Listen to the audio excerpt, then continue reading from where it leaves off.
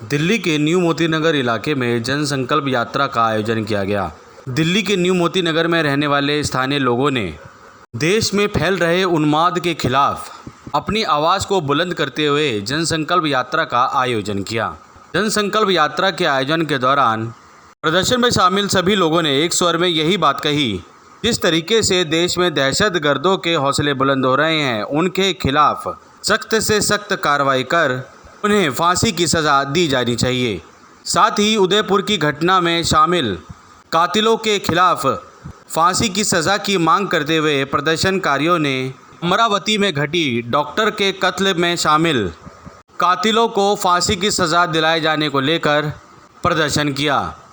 स्थानीय लोगों का कहना था कि यह प्रदर्शन तब तक चलता रहेगा जब तक उन्माद फैलाने वाले इन कातिलों को फांसी की सज़ा नहीं सुनाई जाती। तब तक देशव्यापी इसी तरीके से दिल्ली के अलग अलग जगहों पर इंसाफ की मांग करते हुए प्रदर्शन चलता रहेगा। साथ ही पूरे देश में उन्माद फैलाने वाले उन कातिलों के खिलाफ एक स्वर में आवाज़ उठने लगी है।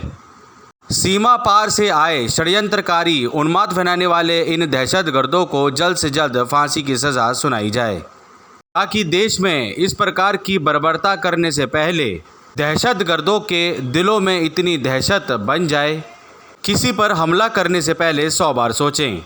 अपनी इन्हीं सब बातों को लेकर दिल्ली के अलग अलग जगहों पर संकल्प यात्रा का आयोजन किया गया और देश के कानून व्यवस्था से यह मांग की गई कि जल्द से जल्द उन्माद फैलाने वाले उन दहशतगर्दों को फांसी की सज़ा सुनाई जाए।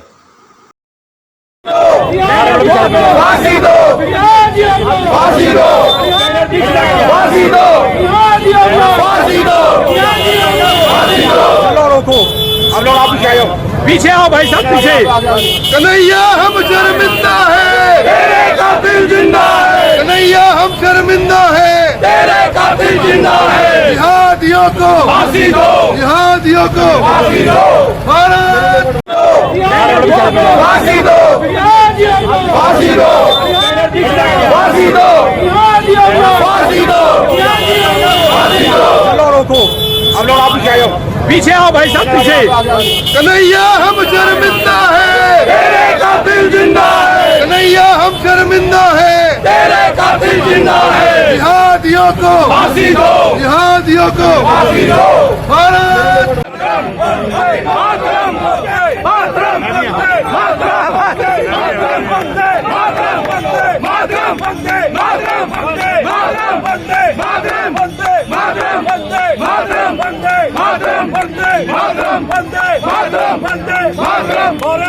माता की जय।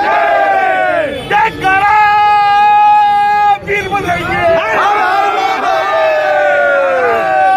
माता की जय, भारत माता की जय। हिंदू हिंदू भाई भाई, हिंदू हिंदू भाई भाई, हिंदू हिंदू भाई भाई, भाई भाई आगे आई भाई भाई। आइए जानते हैं संकल्प यात्रा में शामिल लोगों का क्या कुछ कहना है और उनके क्या विचार हैं। आइए जानते हैं। सर, जैसे कि आज जन आक्रोश रैली निकाली गई, जन संकल्प रैली भी इसे कहा जा रहा है, तो क्या कहना है आपका? एकता के सूत्र में बंधे रहने के लिए क्या संदेश दिया?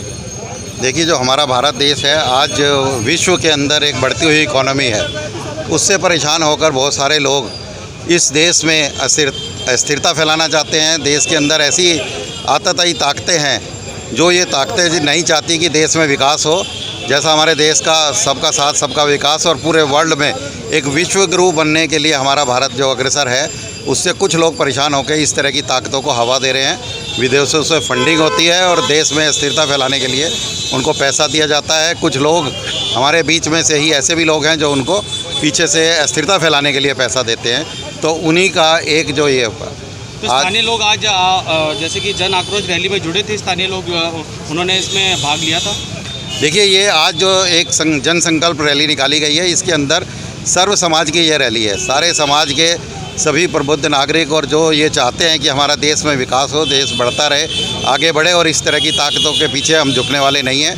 उन सब ने अपने जो कन्हैया लाल वाली जो उदयपुर की घटना है, उस घटना के प्रतिरोध में आज जो ये अपना आक्रोश व्यक्त किया है, यहाँ पर करमपुरा के निवासियों ने सारे गली क्षेत्रों में से निकलते हुए अपने आक्रोश और जयघोष के साथ यहाँ पर आज ये समापन किया है। तो आप लोग की क्या मांग है? आप जन आक्रोश रैली के माध्यम से क्या हम इस जन आक्रोश रैली के माध्यम से ये मांग करते हैं कि जो कन्हैया लाल के कातिल हैं उनको तुरंत फांसी हो।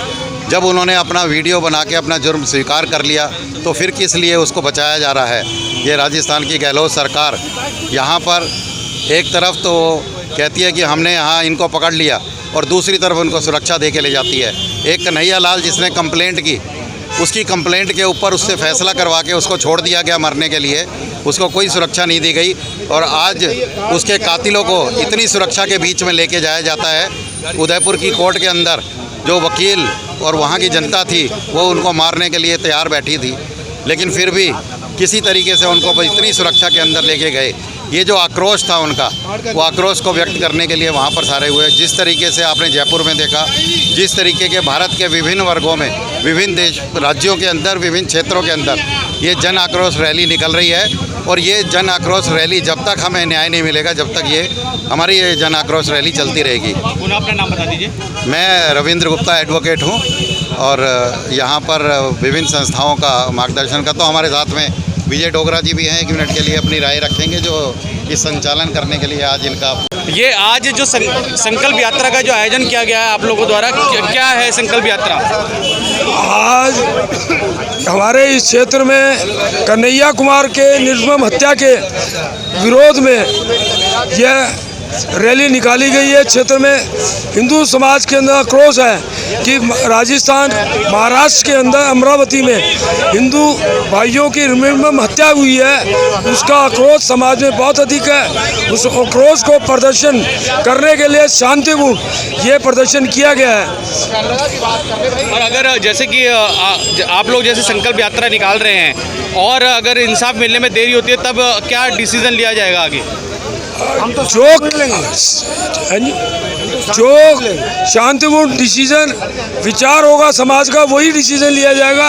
अगर इसमें देरी होती है, अन्यथा कन्हैया के हत्यारों को फांसी होनी चाहिए और अमरावती में भी यही एक दंड होना चाहिए। जिस निर्मम हत्या हुई है गला रेंद कर, उनको इसी प्रकार से हत्या होनी चाहिए, तभी हिंदू समाज के मन में शांति होगी और देश और राष्ट्र में ये प्रकरणा बंद होगी, तभी ये समाज और देश एकजुट होकर चलेगा। क्या नाम है आपका? मेरा नाम रवि खरकिया है। तो आप यहीं के स्थानीय निवासी हैं? मैं यहाँ का स्थानीय निवासी हूँ। तो सभी स्थानीय निवासी आप देख सकते हैं हमारे चैनल के माध्यम से कि सभी स्थानीय निवासी यहाँ आज प्रोटेस्ट करते हुए नजर आ रहे हैं। जैसे कि देश में उन्माद फैला हुआ है। सर क्या नाम है आपका? सर क्या नाम है आपका? हरिओम महाजन। ये आज जो आपने रैली निकाली है, क्या उद्देश्य था इसका जो संकल्प यात्रा निकाली गई? संकल्प यात्रा के हमारा सीधा उद्देश्य ये है, जो कन्हैया के हत्यारे हैं उनको फांसी मिलनी चाहिए। यही हमारा मेन उद्देश्य है। यहाँ देश के अंदर जो हिंदू अलग अलग बटे हुए हैं, हिंदुओं को इकट्ठा करना है और हिंदू भाई भाई, हिंदू भाई भाई, ये हमारा मेन संकल्प है। हिंदुओं को इकट्ठा करना है बस। तो जैसे कि अभी आगे जैसे कि अगर इंसाफ मिलने में समय लगता है तो क्या देशव्यापी रहेगा ये इस प्रकार का संकल्प यात्रा? अगर इंसाफ मिलने में देरी होती है तो ये पूरे देश के अंदर हमारा संकल्प यात्रा चलेगी, पूरे देश में चलेगी।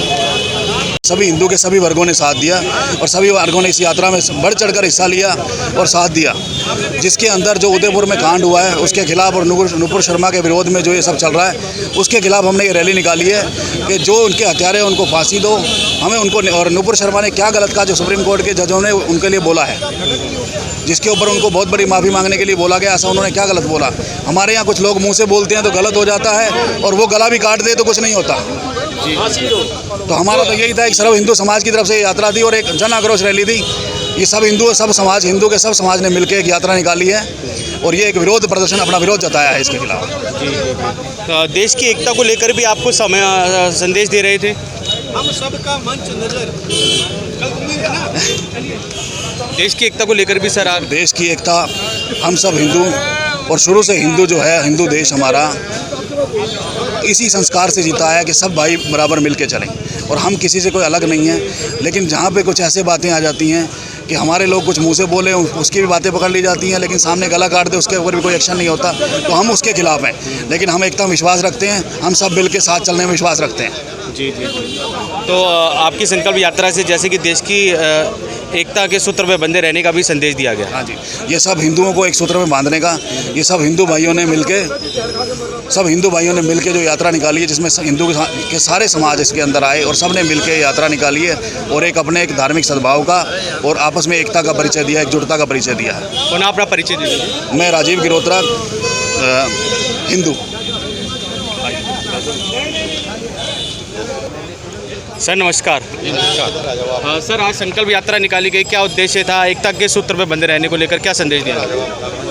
सभी भारतीय एकता के सूत्र में बंधे रहें। जितने भी सज्जन शक्ति थे न्यू मोती नगर करमपुरा के, उन सबों ने मिलके ये जन आक्रोश रैली निकाली है। कानून को अपने हाथ में लेने का अधिकार किसी को नहीं है। भारत के सभी नागरिक को कानून का पालन करना चाहिए। अगर किसी के साथ किसी का कोई मतभेद है तो उसके लिए न्यायपालिका है, अदालत है, वहाँ जाएं, स्वयं न्याय न करें। ये संदेश आज यहाँ की सज्जन शक्ति ने एक जनाक्रोश रैली के माध्यम से लोगों के बीच रखने का काम किया है। इसमें समाज के सभी वर्ग के लोग थे। जी बिल्कुल, जैसे कि सब आज देश में एक उन्माद सा फैला हुआ है, अजीबोगरीब भाषाओं का प्रयोग करके लोग हिंसा फैला रहे हैं, तो उस पर आपका क्या कहना है? ये सस्ती लोकप्रियता प्राप्त करने की एक होड़ सी है। इसको जिनको देश की एकता, अखंडता, देश के न्याय व्यवस्था, कानून व्यवस्था पर विश्वास नहीं है, ये वैसे लोग हैं जो इस तरह का उन्माद फैलाना चाहते हैं समाज के बीच और देश की एकता और अखंडता को बाधित करना चाहते हैं। देश की प्रगति के ये विरोधी हैं। अगर देश में शांति नहीं होगी तो देश का प्रगति, आर्थिक विकास, सामाजिक विकास ये कहाँ से होगा?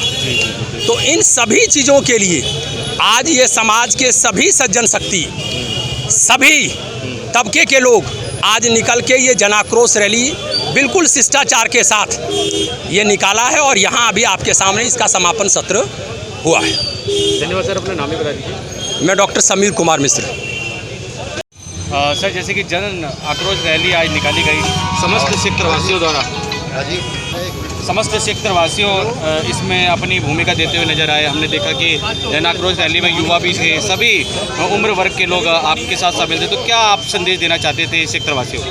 देखो, मैं पहले तो सारी जनता का धन्यवाद करता हूँ। शॉर्ट नोटिस में जो क्षेत्र के लोग निकले हैं, इनका हम बार बार दिल की गहराइयों से अभिनंदन करते हैं। ये आक्रोश जनता में आज सभी क्षेत्रों में आस्ते आस्ते बढ़ता चला जाएगा, जब तक कि ये कन्हैया तो इनका ट्रेलर रहा है।